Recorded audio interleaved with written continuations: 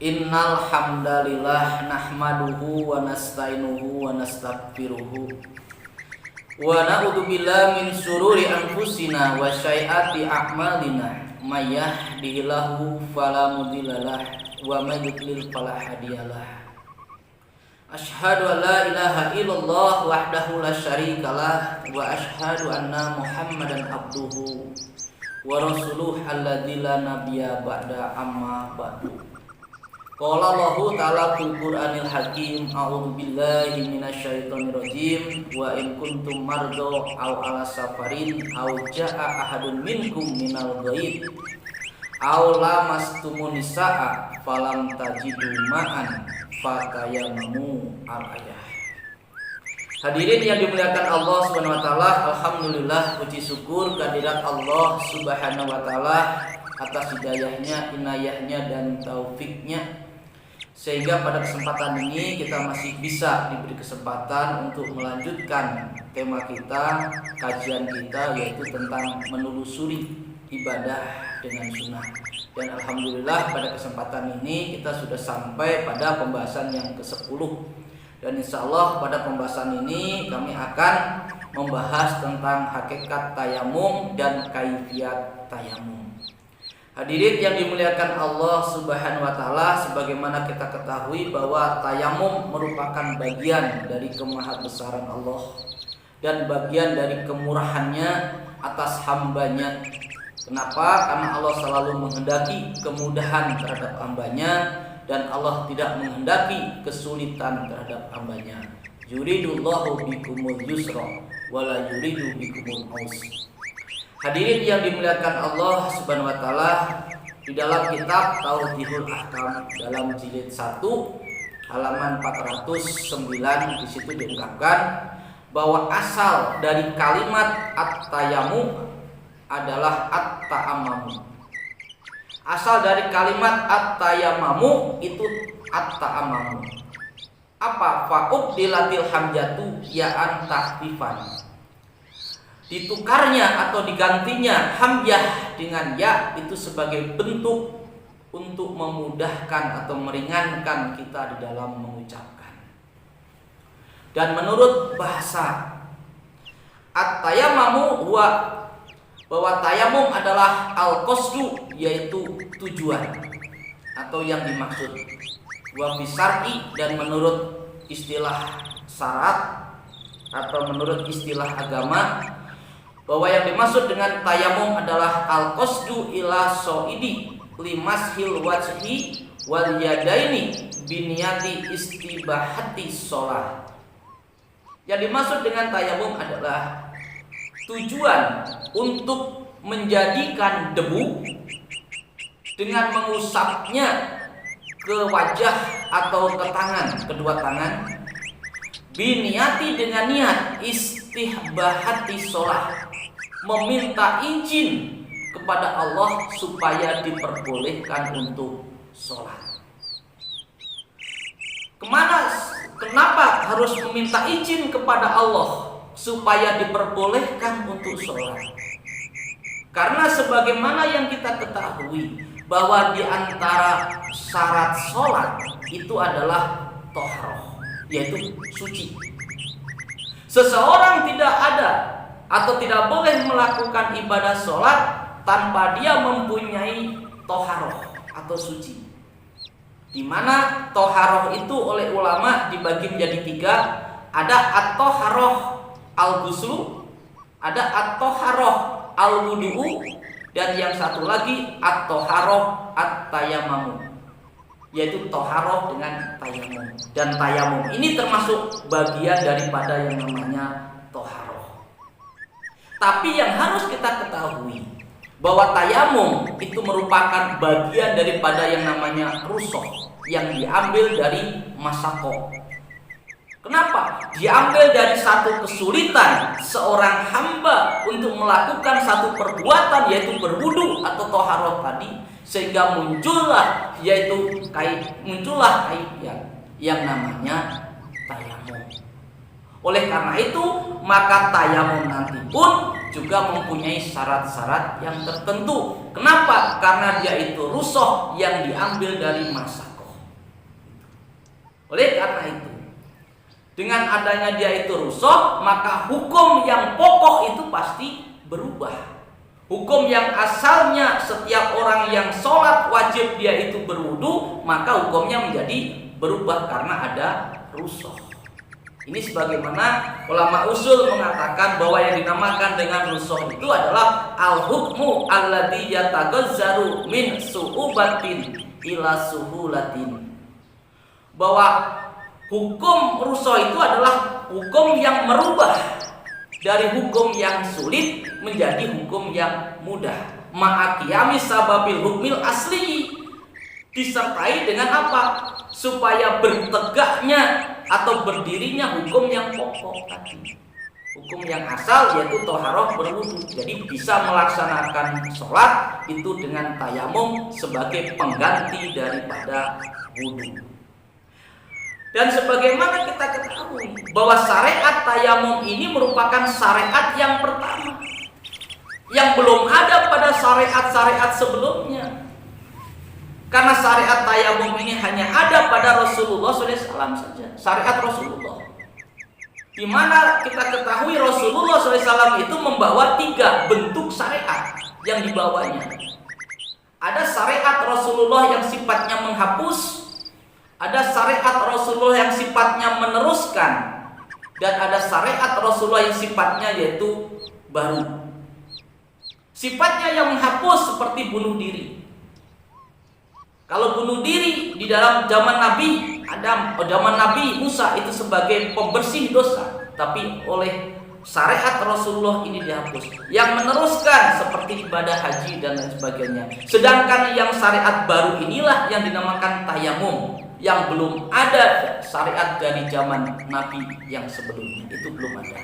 Maka dikatakan syariat baru yang dibawa oleh Rasulullah adalah tayamum. Dan ini juga yang menjadikan bahan perbincangan daripada para sahabat bahwa tayamum ini merupakan bagian daripada barokah keluarga Abu Bakar. Kenapa dia itu barokah keluarga Abu Bakar? Karena diantara sebab asbabun nuzulnya tayamum ini adalah berkaitan dengan keluarga Abu Bakar. Di mana asbabun nuzulnya ketika Aisyah dia itu dalam perjalanan dengan rombongan, kemudian Aisyah kehilangan kalungnya. Orang lain sibuk mencari di suatu tempat yang pada waktu itu tempat itu tidak ada air.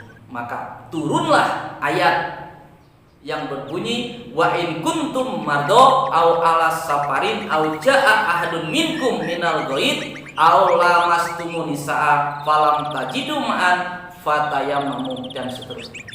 Ayat ini turun. Dan ayat ini sekaligus menjadikan syariat bahwa apa? Inilah orang yang diperbolehkan untuk saum, untuk tayamum. Apa? Yang pertama dikatakan wa in kuntum mardo, orang yang sakit. Au ala safarin, atau orang yang safar. Orang yang sakit atau orang yang safar ini boleh dia itu bertayamum. Tujuannya apa? Di dalam satu kitab tafsir diterangkan tujuannya adalah min doikin wala masakotin. Tujuannya apa? Orang yang sakit dan orang yang safar boleh tayamum supaya dia tidak mendapatkan kesempitan dan kesulitan. Sedangkan yang keduanya yang boleh bertayamum adalah ja'a ahadun minkum minal ghaid. Orang yang dia itu setelah buang hajat atau buang air kecil, au lamastumun nisa, atau orang yang sedang junub. Kemudian orang itu falam tajiduman. Kemudian orang itu tidak mendapatkan air. Orang yang setelah buang air kecil atau buang air besar, orang yang setelah junub kemudian dia tidak mendapatkan air, maka bolehlah dia itu fatayamamu, bertayamum. Jadi ayat ini menjadikan satu syarat. Dan di antara keutamaan ayat ini adalah sebagaimana merupakan bagian daripada syariat Rasulullah SAW, di mana Rasulullah SAW sendiri bersabda, "Ju'ilat lanal ardu kulluha masjidan." Sesungguhnya masjid bumi itu dijadikan bagi aku adalah seluruhnya itu masjid. Dan ini tidak ada pada syariat yang sebelumnya.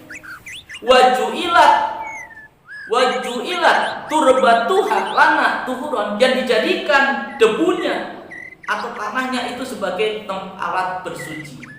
Wa idza lam yajid ma'an, jika kamu tidak mendapatkan air. Ini adalah merupakan syariat dari yang namanya tayamum.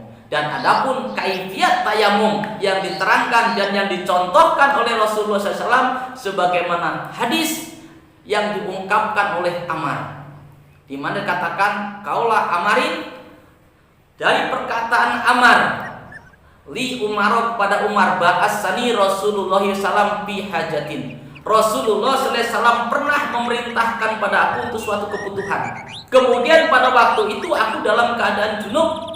Fatamaroktu fisoidi, lalu aku bergulung-gulung di tanah. Setelah pulang, pada kartu dari kali Nabi, aku terangkan hal itu kepada Nabi. Fakola innama, tidak ada lain, karena yaktika, cukuplah bagi kamu antas na'ahakada, yaitu dengan melakukan demikian.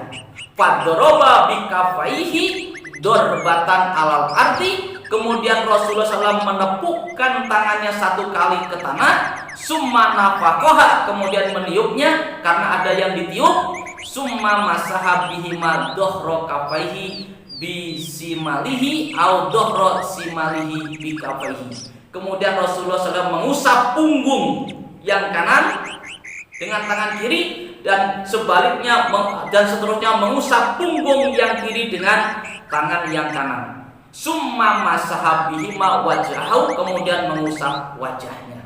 Ini kaifiyat tayamum. Atau dalam hadis yang lain yang diterangkan bahwa dikatakan qala Affan berkata, inna Nabiya sallallahu alaihi wasallam, sesungguhnya Nabi sallallahu alaihi wasallam qala, dia bersabda, fit tayamumi, di dalam tayamum itu dorbatun, satu tepukan saja, liwajhi wal kafaini, yaitu pada wajah dan pada kedua tangan. Jadi yang jelas, yang benar bahwa yang namanya tayamum itu adalah satu tepukan. Adapun riwayat yang dua tepukan, ini semuanya diterangkan bahwa dia itu hadisnya adalah dhaif.